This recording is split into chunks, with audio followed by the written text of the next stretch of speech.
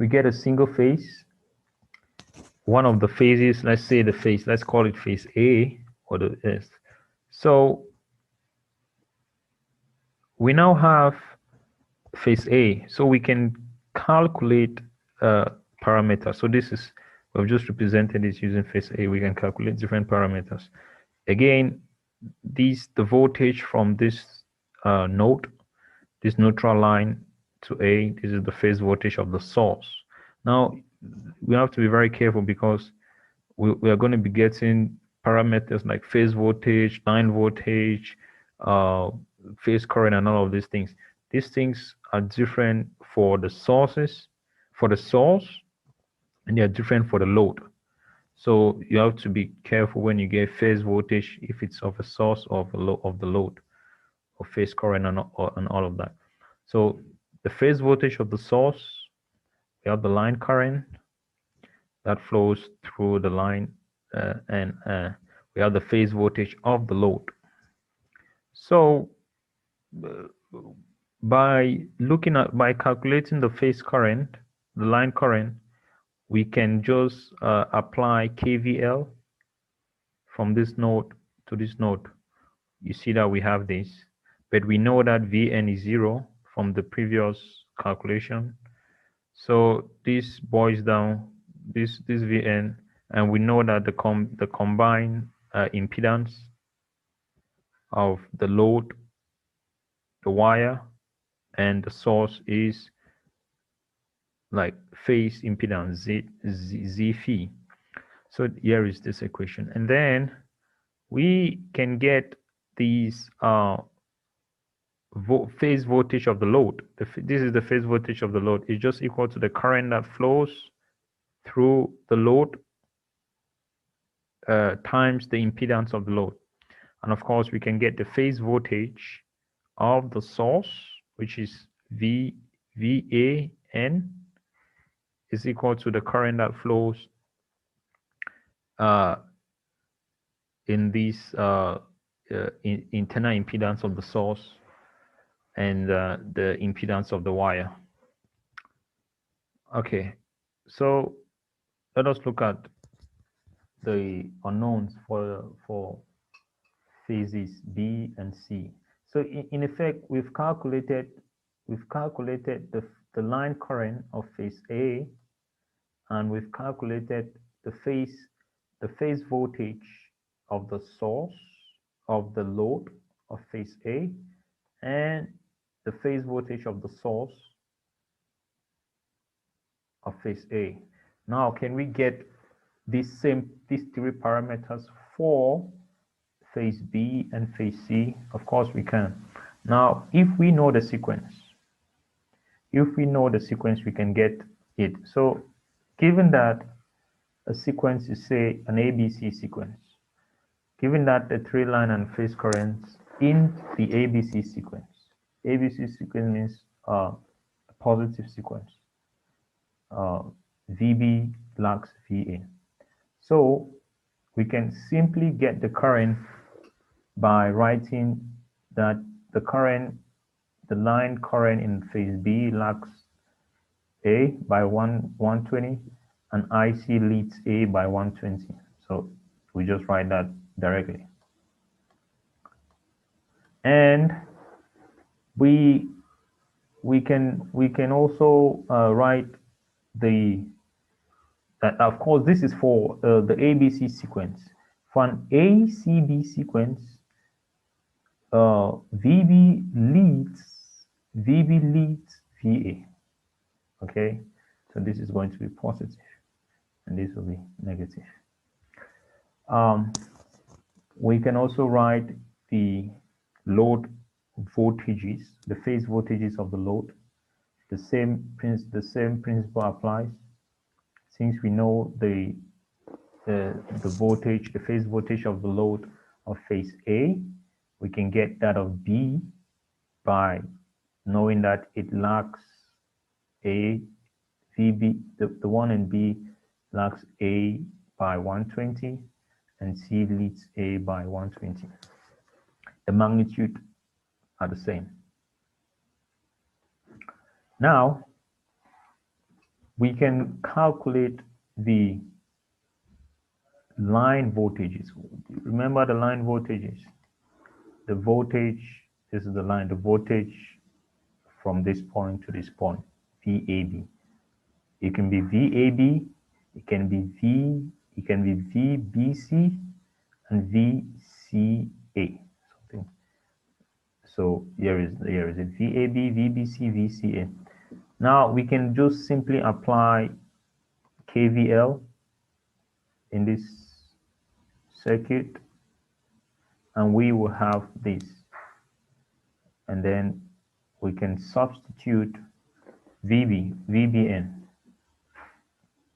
We know VBN from this, so we can substitute, and we're going to have this representation here. Now, what is important to note is this. The line voltages, okay, lead the phase voltages by 30 degrees, and the magnitude is times root 3. So these are the line voltages, VAB, VC. They lead the line voltages. They lead the voltages, the phase voltages of the load by this. So again, this is the phase voltage of the load. This is the line voltage. So you see that phase voltage leads. If you're moving like this, you hit this before you hit this. So phase voltage leads line voltage by 30. The same thing here. And of course, the magnitude is different. You see that the magnitude here is shorter, is smaller than the magnitude because of this factor of root 3. Okay, now we can also get the phase and the line voltages of the load of an ACB sequence. For an ACB sequence is going to be different because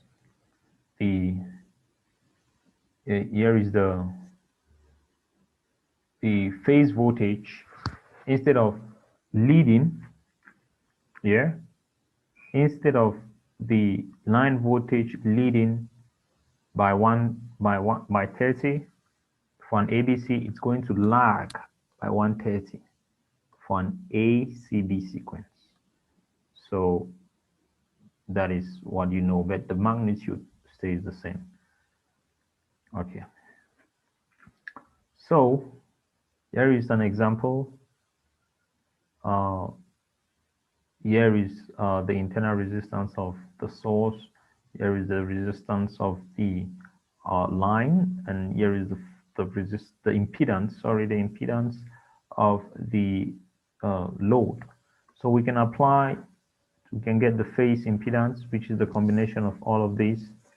And then we can apply the equations that we saw above.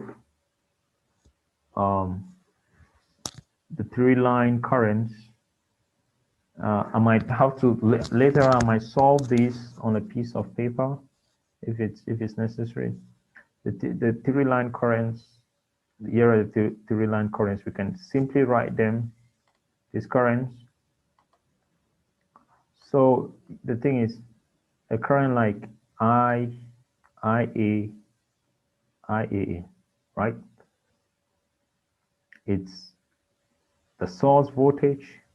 If you look at this, the source voltage divided by the stereo impedance, and we can have this. Once we have this and we know the sequence, we can simply write the other currents of the other phases by considering if it's an ABC sequence, you just subtract 120 and add 120 to this. We can also get the phase voltages of the load by using the equations that we have derived and applying the same principle based on if it's an ABC sequence or if it's an ACB sequence. we can also get the 3 line voltages of the load. Again, this is for the load. We have to be careful. For the load, we implement the same magnitude shift and phase shift. So the 3 phase voltages of the source are these. So the phase voltages of the source, this right here, from VA to N. VA to N, you see that it's just like you can even traverse, move like from VAN, then you get the current, since the current is flowing this way. So it's minus IA times ZG plus VAN. That is the phase voltage. So once we establish the first phase voltage of the A phase, we can just subtract 120 from this. You see that the magnitude remains the same. The magnitude remains the same, but the phase change. And of course, we can get the 3 line voltages of the source. The line voltages of the source, like from here to here, VA, B, we apply the same principle and we get the line voltages. So we can also analyze the Y delta, as we said. The only difference here would have to convert the delta into a Y configuration, which is here is the delta. To convert Y, we just add the equivalent. Here is the equivalent Y, and the equivalent Y configuration. And here is the equation for ZA, Z1. Z1 is just ZC, ZB divided by the combination of this. I think you might have seen this. And so in general, the impedance of one leg of the Y is equal to 1/3 the impedance of one leg or one branch of the delta. So we can call this the branch, the sides, and the legs of the Y. So again, by just replacing one leg ZA, one leg of the delta, using one leg of the delta using Y. To get the Y format, we multiply one leg of the delta by 1/3. So just replace ZA by one leg of the delta, the impedance of one leg of the delta times 1/3, or divided by 3. That will easily give us, we'll just get the same current, that we had, but we're just going to replace ZA with Z lambda all over 3. And we can easily get the phase voltage of the phase voltage of the load by applying the current, the line current, times the load impedance. So we can calculate the 3 phase currents of the load in the ABC. So here we have these. So you see that these are the line currents, and we can just apply Kirchhoff's law here. This current gets in, this one leaves, this, and this one gets in. So just apply one KCL, and KCL. We obtain this. And what is interesting is that the phase currents lead the line currents by 30 degrees. And remember, for all the phase currents, they are balanced. So this is always 120. And for all the line currents, they're also balanced. So 120.